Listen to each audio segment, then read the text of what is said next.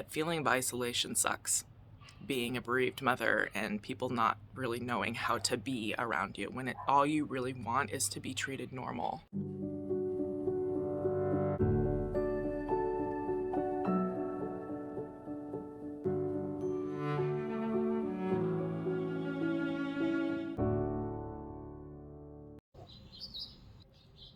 Good morning. It is 7 a.m. on Sunday, May 7th, the first Sunday in May. Just wanted to wish everybody a very gentle bereaved Mother's Day this year. Kameron and I are going to be spending the day doing some gardening. We've already got a head start on that. We got a bunch of beautiful brightly colored zinnias that I planted. And of course, you know I love my potted marigolds. And of course, I had to get a new cactus for my garden table. Anyway, I wanted to talk a little bit about what it's like being a lost mom in today's digital age.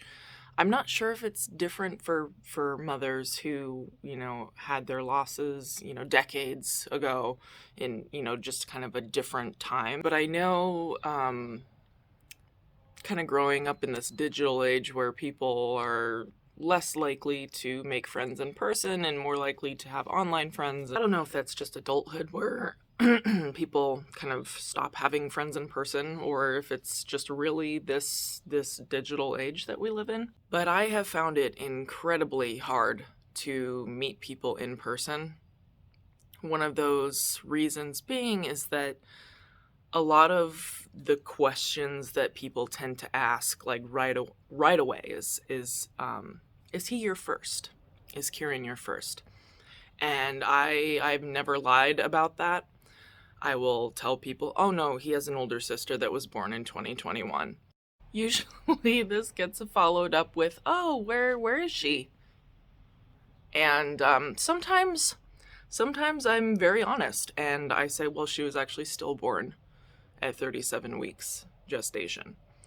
And he's our rainbow baby. Sometimes, I answer very honestly. Other times, you can kind of feel and read the situation and know that somebody's not ready for that kind of an answer. And then I say, oh, she's, somewhere else right now, haha. And then I change the subject. When I do that, I tend to feel like I've kind of betrayed her and betrayed myself in a way. But I know that some people just really aren't ready for that kind of information. But at the same time, it's like, if you ask a personal question, you're going to get a personal answer, I don't think I could ever answer the initial questions, like how many kids do you have? I could never not include Kaia. And then, is he your first? I could not lie and say yes, I can't do that. I will kind of skirt around the stillbirth loss aspect depending on how I'm reading the situation. But I'm really wanting the stigma around child loss to be gone. I feel like if more people talked about it, it would be so much less awkward for people and it would be so much easier to move through life. And I've talked about this before where I feel like in America, death is so hidden. Like we hide away our seniors, we hide away, death, everything like that. It's not really talked about. It's not appropriate, socially to grieve openly and to talk about things that might scare other people. And that's largely why I created this channel, because I want a place for people to talk openly about it. So for this Bereaved Mother's Day, I would love to hear all the names of the children that are no longer with us, whether you call them angel babies, whether you call them your children who have passed, however you refer to your child that is no longer here. I would love to hear their names. I would love to hear when they were born, when they passed, etc. I would love to know about your beautiful children today. The only thing that I wish that we could do on YouTube was post pictures in the comment section. I really wish that was possible. Maybe actually on Instagram, I might do a story. If anybody wants to tag me in a story on Instagram with a picture of your beautiful angel babies, I will absolutely share that story on my stories, because I think today we should celebrate our beautiful children. So I'll go first. My daughter was Kaia Olivia Moes. She was stillborn 37 weeks on July 13th, 2021 at 6:37 p.m. She was 22 and a half inches long and 8 pounds 10 ounces. She was a big girl like her mama. I was over 11 pounds when I was born. Almost 24 inches long when I was born. So she was gonna be big like me. She loved steak. Anytime I ate steak, she would go crazy kicking in there. Like, you could definitely tell. She was like, thumbs up, Mom. That shit's good. She was absolutely gorgeous. Gorgeous. I know a lot of parents are biased about the cuteness or the beauty of their children, but I really truly believe I am unbiased when I say that she was a very beautiful newborn. And we're coming up on 2 years in July since she passed away. Like, I can hardly believe that I would have a toddler, running around. A lot of times I really wonder what she would look like right now, whether she would still have blue eyes or if they would have turned green like Kameron and I. And she had black hair, and I always wonder if it would have been wavy or if it would have been straight, like all those things, of course. I often wonder what her voice would sound like, whether she would be, screeching like her brother, what her favorite TV show would be, her favorite toy, her favorite color, favorite food, all the things that you get to witness your children come into themselves and grow into themselves. I always wonder who she would be. And I know I'm saying a lot of this with a smile on my face. It's because when I think of that, I feel happy, but I'm also sad. I definitely feel the grief right now. And maybe I'll cry today at some point. But I kind of I'm more overwhelmed with the image of what she would be like today in my mind. And it's making me smile more than it's making me want to cry. And I think that's just the journey of grief. Like, you ride the waves, you're going to have good days, you're going to have bad days, you're going to have good bereaved mothers days and bad ones. But anyway, back to what I was originally trying to say. Unmedicated ADHD in the morning before I've had my second coffee. Not good for stream of consciousness videos.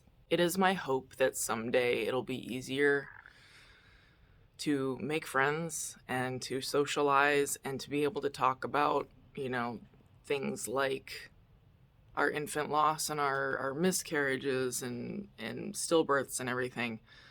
I'm hoping that it will be, at some point, less taboo, because I do find it really hard to make friends with people in person, and I've largely had to make friends and people that are online, that are all over the world, that are from different states, that are thousands of miles away, y'all included. It's just, sometimes I really wish I could go into conversations when things get brought up and to just bring up things about my daughter that I experienced, or things that I wonder about with her and everything, and for it to not make the room go silent, and how everybody gets awkward and then they get solemn and they're like, oh, I'm so sorry that you have to go through that, and they just get awkward, and that's not what bereaved mothers want.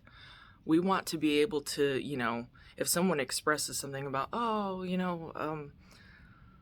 my child's doing this, and it would be nice to just say, oh man, that's awesome. I'm so happy for you. I wonder what Kaia would be doing right now, without it turning into this this awkward thing, because it's not like that with my other bereaved mothers. We openly talk about our living children, we openly talk about our deceased children, and it doesn't feel awkward. It never turns into a pity party. It doesn't turn into this thing of like, wow, we just made everyone feel awkward. I'm trying to describe this. I feel like I'm not doing a good job. But I feel like a lot of conversations end because people who don't understand what we've been through get awkward, and then they want to run away, basically. I don't know. It's this weird thing of like, everybody knows, at least eventually, what it's like to lose a parent. And then, people can commiserate, or they can, talk openly about memories of their parents without it getting awkward, without it turning into this, I'm gonna go now, You don't hide away your parents or your grandparents. You don't hide their pictures. You don't hide their urn, or hide their graves or anything. It's just not something that people hide, because it's the natural order of things. But when it comes to losing your children, it's like nobody wants to face that. And not because I'm like, if I'm going through it, you have to too. You know what I mean? It's just it's, to me, it's no different than if you were to talk about a wonderful memory of your grandparent, or your parent, or even a sibling or a childhood friend that you may have lost.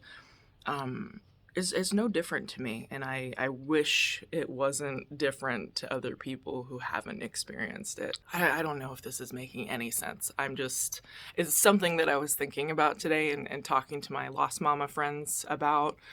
And it's one of those things over the course of 2 years that I have experienced a lot, because a lot of people ask those questions where they really don't want the real answer, and when they get it, they just run away. I mean, I'm part of a local mom group in my city, and they have like a event calendar that they were planning for May.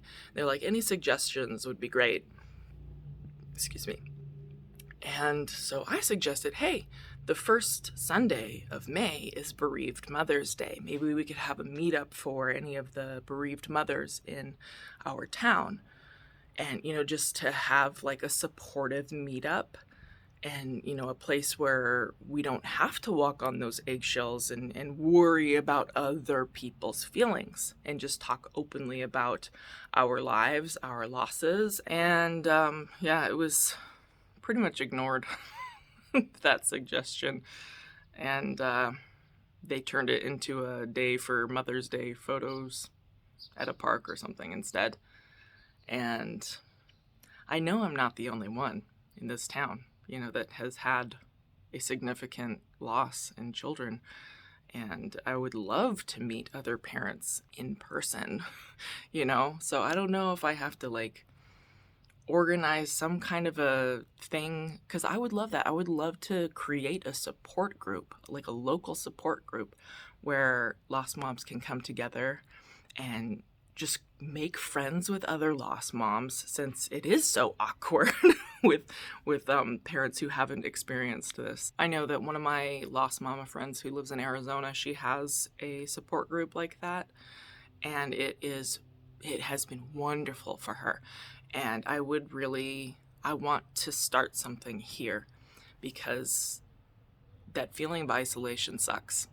Being a bereaved mother and people not really knowing how to be around you, when all you really want is to be treated normal. You want to be treated normal, but you also don't want to hide very significant parts of your life. Anyway, I hope that any of what I just said made sense. I know when I'm kind of doing these stream of consciousness type vlogs, and I haven't had enough coffee, it can sort of come out like just random. So I hope any of that made sense. I hope everybody's having a gentle Bereaved Mother's Day. I am going to go on Instagram and make an Instagram story. Feel free to tag me in yours, and then I will share your beautiful children with the world, because our journey through our loss, through our motherhood, also needs to be celebrated, also needs to be recognized. And I hope you all have a really good day. Love you.